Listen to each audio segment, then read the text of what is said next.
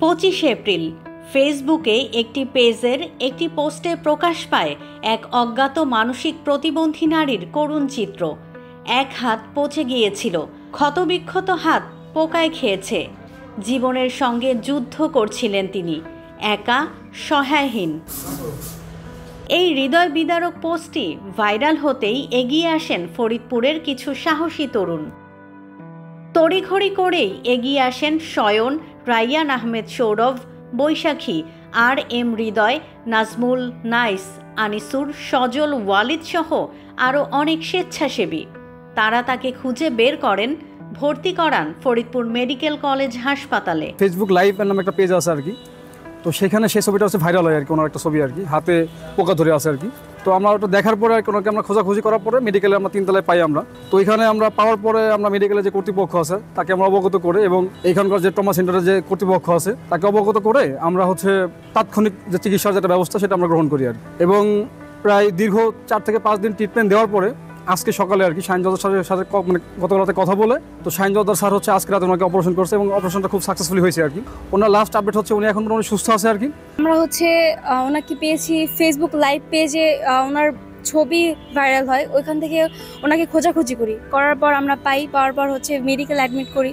আর আমাদের বিশেষভাবে সহযোগিতা করছে শাহিন জর্দার স্যার ওর দায়িত্ব নিয়ে চিকিৎসা করছে, স্যার নিজেই ওনার অপারেশন করছে আর অপারেশনটা সাকসেস হয়।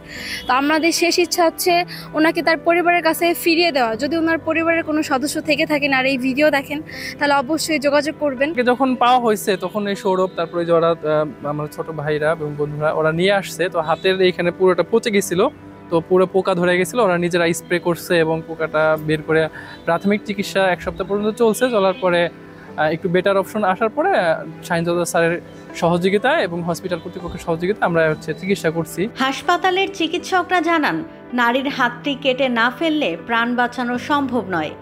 4 মে ফরিদপুর মেডিকেল কলেজ হাসপাতালের অর্থোপেডিক সার্জারি বিভাগের ডাক্তার মোহাম্মদ শাহিন জোদ্দারের নেতৃত্বে সফল অপারেশন হয়।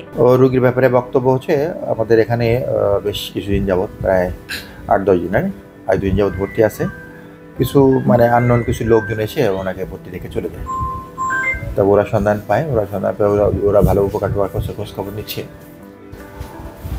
তার হাতটা কোনো কারণে, যেহেতু মানে পথের মানুষ, মানসিকভাবে অসুস্থ মানুষ, ঘুরে বেড়ায়, কোনো কারণে হয়তো অ্যাক্সিডেন্ট করছিল, করে হাতের পোকাটাকা হয়ে গেছিলো আর কি।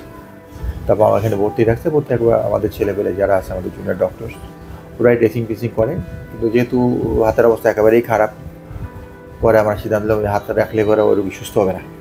পরে আমরা আজকে ওনার হাতটা অপারেশন করে হাতটা ফেলে দিচ্ছি আর কি।